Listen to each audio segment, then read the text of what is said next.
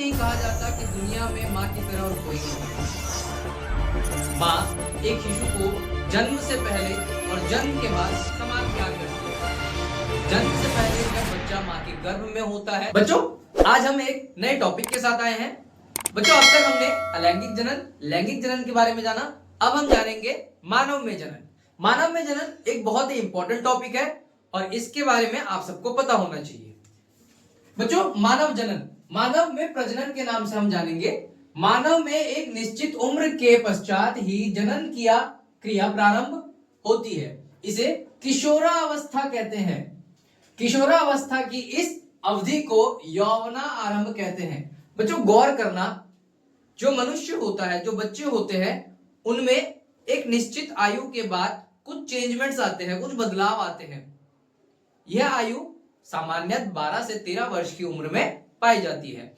इस आयु में बच्चे किशोरावस्था की ओर होते हैं और इसी आयु को यौवना आरंभ भी कहते हैं। आगे समझते हैं इसी बात को। मानव में प्रजनन, मानव में प्रजनन के लिए एक निश्चित जनन तंत्र पाया जाता है। बच्चों, गौर करना, विकसित जनन तंत्र।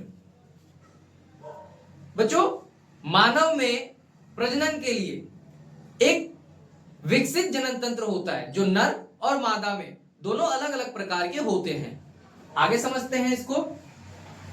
नर व मादा जनन तंत्र हमारा अगला टॉपिक है। नर व मादा जनन तंत्र। नर व मादा युग्मकों का निर्माण करते हैं।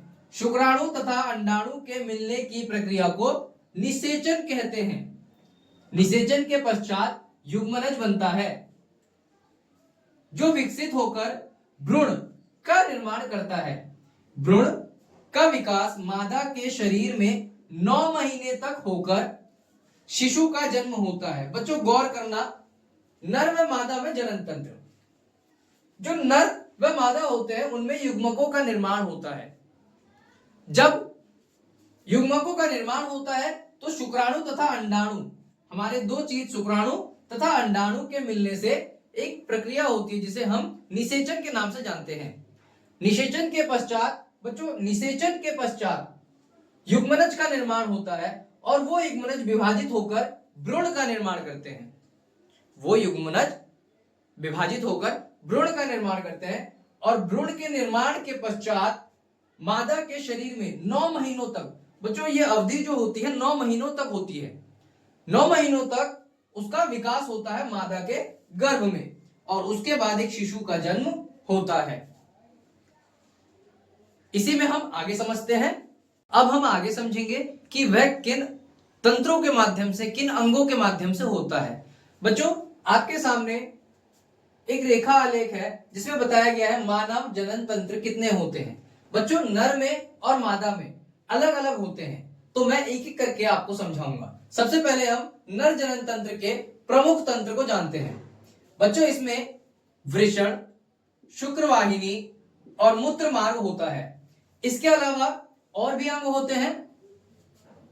अब आगे जानते हैं मादा जनन तंत्र में प्रमुख तंत्र कौन कौन से होते हैं। जैसे सबसे पहला होता है आपका अंडाशय, उसके बाद अंडवाहिनी जिसको हम फैलोपियन ट्यूब भी कहते हैं बच्चों, इसके बाद गर्भाशय और फिर योनि। बच्चों, अभी आपके स्क्रीन पे आपको नर जनन तंत्र का डायग्राम दिख रहा होगा जिसमें आपको दिख रहा होगा शुक्राशय और शुक्रवाहिनी और वृषण, मूत्राशय, प्रोस्टेट ग्रंथि और मूत्रमार्ग। बच्चों, यह आपके नर जनन तंत्र के भाग थे। बच्चों, इसके बाद आप मादा जनन तंत्र के भाग को देख सकते हैं जिसमें आपको गर्भाशय, योनि, अंडवाहिका, अंडाशय और ग्रीवा दिख रही होगी। ये सारे ही भाग दोनों में अलग अलग होते हैं। बच्चों, अब तक हमने जाना नर जनन तंत्र के अंग और मादा जनन तंत्र के अंग। बच्चों, अब हम जानेंगे जब अंड कोशिका का निषेचन होता है। जब नर युग्मक शुक्राणु अंड कोशिका से मिलते हैं तो यह प्रक्रिया निषेचन कहलाती है। बच्चों, यह आपको अच्छे से पता है, जब नर शुक्राणु मादा के अंड कोशिका से मिलते हैं और इसी प्रक्रिया को हम निषेचन कहते हैं। निषेचित अंड युग्मनज कहलाता है। बच्चों जो निषेचित अंड बनता है उसको हम युग्मनज कहते हैं। यह गर्भाशय में रोपित होता है, यह गर्भाशय में रोपित होते जाता है। बेटा ध्यान देना बच्चों, जो आपका युग्मनज होता है वो मादा के गर्भ में रोपित होते जाता है। आगे ध्यान देना, जब वह रोपित होता है तो अपरा, अपरा का मतलब होता है प्लेसेंटा। बच्चों प्लेसेंटा अपरा गर्भावस्था के दौरान गर्भाशय के अंदर विकसित होने वाली संरचना है। यह गर्भनाल के द्वारा शिशु से जुड़ी होती है।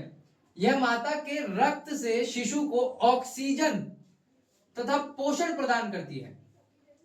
बच्चों यूं ही नहीं कहा जाता कि दुनिया में मां की तरह और कोई नहीं है। मां एक शिशु को जन्म से पहले और जन्म के बाद समान प्यार करती है। जन्म से पहले जब बच्चा मां के गर्भ में होता है तो एक अपरा, जिसे हम प्लेसेंटा के नाम से जानते हैं बच्चों, वह शिशु का पूर्ण रूप से ख्याल रखता है। इसको हम केयर टेकर प्लस बॉडीगार्ड दोनों कहते हैं। यह शिशु को पूर्ण रूप से स्वस्थ रखता है, पोषण देता है और मां के रक्त से ऑक्सीजन भी देता है। आई होप आपको इतना समझ में आया होगा। बच्चों एक चीज और है कि अंड के निषेचन से लेकर शिशु के जन्म तक जो समय होता है उसको गर्भाकाल कहते हैं और यह गर्भाकाल लगभग 9 महीने का होता है। बच्चों अभी हमने जाना जब अंड कोशिका का निषेचन होता है तो क्या होता है, और अब हम जानेंगे जब अंड कोशिका का निषेचन नहीं होता है तब क्या होता है। बच्चों हर माह गर्भाशय खुद को निषेचित अंड प्राप्त करने के लिए तैयार करता है। गर्भाशय की भित्ति मांसल और स्पॉन्जी हो जाती है क्योंकि यह भ्रूण के विकास के लिए आवश्यक है। बच्चों हर महीने जो मादा का गर्भ होता है वो खुद को मांसल और स्पॉन्जी बनाता है ताकि उसमें भ्रूण का विकास हो सके और यह भ्रूण के लिए अति आवश्यक होता है। यदि निषेचन नहीं होता है तो इस भित्ति की आवश्यकता नहीं रहती। यह परत धीरे धीरे टूटकर योनि मार्ग से रक्त एवं म्यूकस के रूप में बाहर निकल जाती है। इस प्रक्रिया को रजोधर्म मतलब मासिक चक्र कहते हैं। बच्चों रजोधर्म अर्थात मासिक चक्र। हर महीने जब एक अंड निषेचित होने के लिए गर्भाशय में आता है और निषेचित नहीं होता है तो जो गर्भ की परत होती है वह रक्त और म्यूकस के साथ योनि मार्ग से बाहर आती है और इसी प्रक्रिया को हम रजोधर्म या मासिक चक्र के नाम से जानते हैं। और बच्चों एक बात और, इस समय गर्ल्स को अर्थात महिलाओं को, लड़कियों को बहुत ही कष्ट का सामना करना पड़ता है। उन्हें बहुत ज्यादा पीड़ा होती है। आगे समझते हैं। 40 से 50 वर्ष की उम्र के बाद अंडाशय से अंड का उत्पादन होना बंद हो जाता है। फलस्वरूप रजोधर्म बंद हो जाता है। बच्चों जब 40 से 50 साल की उम्र में कोई महिला प्रवेश करती है तो उसका अंडाशय से अंड उत्पादित होना बंद हो जाता है और फलस्वरूप जो महिलाओं का रजोधर्म होता है वो बंद हो जाता है।